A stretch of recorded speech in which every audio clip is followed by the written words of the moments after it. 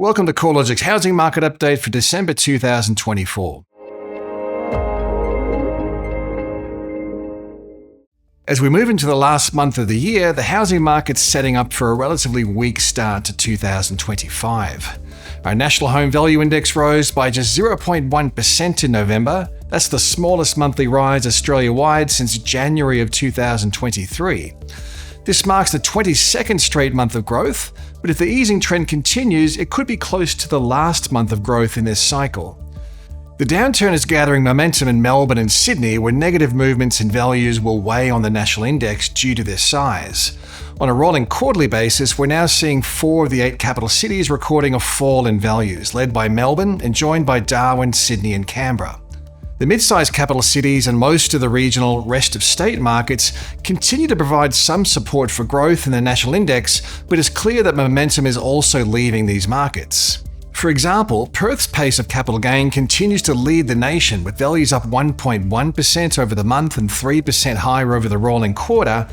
However, this was the softest rise over a rolling 3-month period since April of 2023, and it's less than half the rate of growth recorded through the June quarter at 6.7%. Similarly, Brisbane's quarterly rate of growth has eased back to 1.8%. That's the slowest pace of gain since March of 2023, while Adelaide's 2.8% rise in values over the past 3 months was the smallest outcome since June of 2023.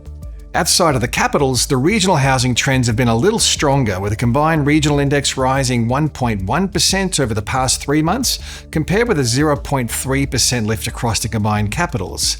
That being said, like the capital city trends, there's a significant level of diversity, with regional Victoria weighing on the headline numbers, down 0.9% over the rolling quarter, while every other rest of state region continued to record a mild rise, led by regional WA, up 3.3%. Weaker housing conditions have been accompanied by an increased level of supply, with vendor activity lifting through spring.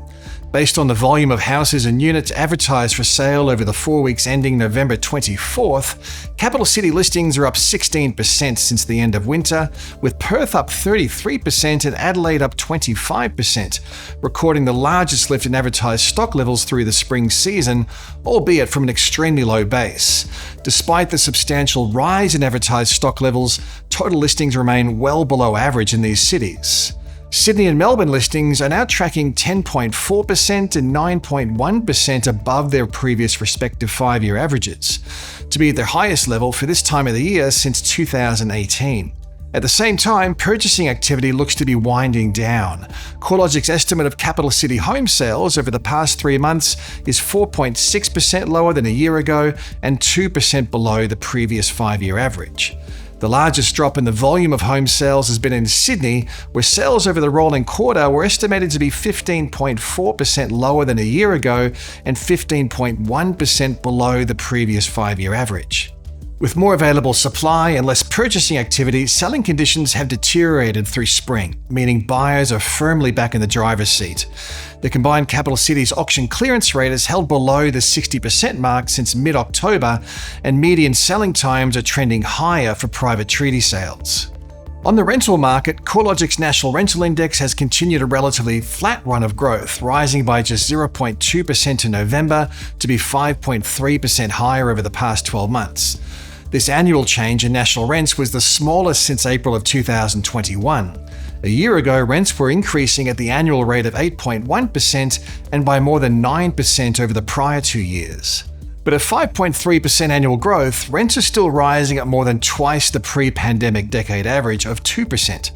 But given weak monthly change, the annual trend is set to slow further from here.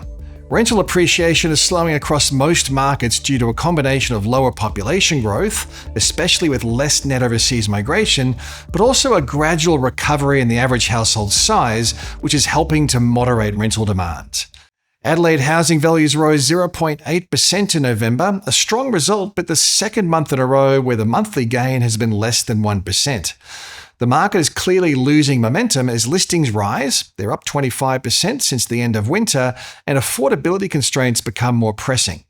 The strongest conditions are skewed towards the most affordable areas of Adelaide, with Salisbury and Playford both recording a gain of approximately 19% over the past 12 months. Unit values are continuing to rise faster than house values, up 18.0% and 13.4% respectively over the past 12 months. In terms of the outlook for housing markets, this has arguably deteriorated over the past month, with core inflation holding high, labour markets remaining tight, and the chances of a rate cut early next year becoming less likely, not to mention the rising geopolitical risk.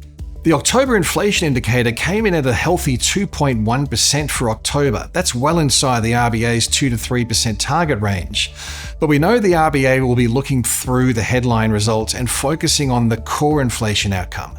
Unfortunately, the trimmed mean moved in the wrong direction in October, nudging higher to 3.5% from 3.2% a month earlier. While the monthly inflation indicator doesn't provide a complete read on CPI, it's a reminder that the last mile of getting inflation sustainably within target remains a challenge. Financial markets are pricing in a rate cut around the middle of next year, while economists from the big four banks are expecting rates to drop sometime between February and May. Until interest rates come down, it's hard to see the weakening housing trend turning around. A lower cash rate will be a positive factor for housing markets, providing a lift to borrowing capacity, and along with lower inflation, we should see an improvement in serviceability assessments and support for a further rise in consumer sentiment. A couple of rate cuts might be enough to shore up a declining trend in home values, but it's hard to see any material upwards pressure returning until interest rates reduce more substantially and affordability barriers become less formidable. Alongside the uncertain economic outlook, housing markets are likely to be arriving in 2025 on a relatively weak footing, with value growth losing steam or falling, advertised stock levels rising, unaffordability at record highs, and demand no longer keeping pace with the flow of new listings coming to market. There may be some exceptions emerging through 2025, with consumer sentiment recording an increase in buyer confidence across Victoria. In Tasmania, where home values have been flatlining for the past 2 years, home sales have trended slightly higher through spring relative to a year ago. Rising levels of geopolitical risk add to the uncertainty of the 2025 outlook, including wars in the Middle East and Ukraine, as well as the implications of a new Trump presidency yet to become clear. Additionally, a federal election is just around the corner, which is likely to feature housing policy front and centre, adding to the complexity. An undersupply of newly built housing is likely to provide some support for housing values. Although population growth is expected to ease further in 2025, a cumulative undersupply of housing has accrued across Australia following the record levels of population growth since international borders reopened. The residential construction sector continues to face feasibility hurdles in getting new housing stock to market, with materials and labour costs having surged over the past 5 years. Construction costs aren't rising anywhere near as rapidly as they were through the pandemic, but they're still increasing at around 1% a quarter. Significant competition from major public sector infrastructure projects is likely to keep prices for labour and materials high across the residential construction sector for 2025.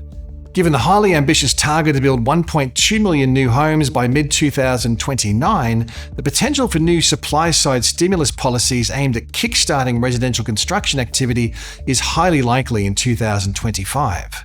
With this being our final market update for the year, I'd like to wish everybody a safe and happy festive season. The housing market tends to take a breather from mid-December through to late January, and our next update will be out in early February. In the meantime, you can keep up to date with all the property sector goings-on at the news and research pages of the CoreLogic website.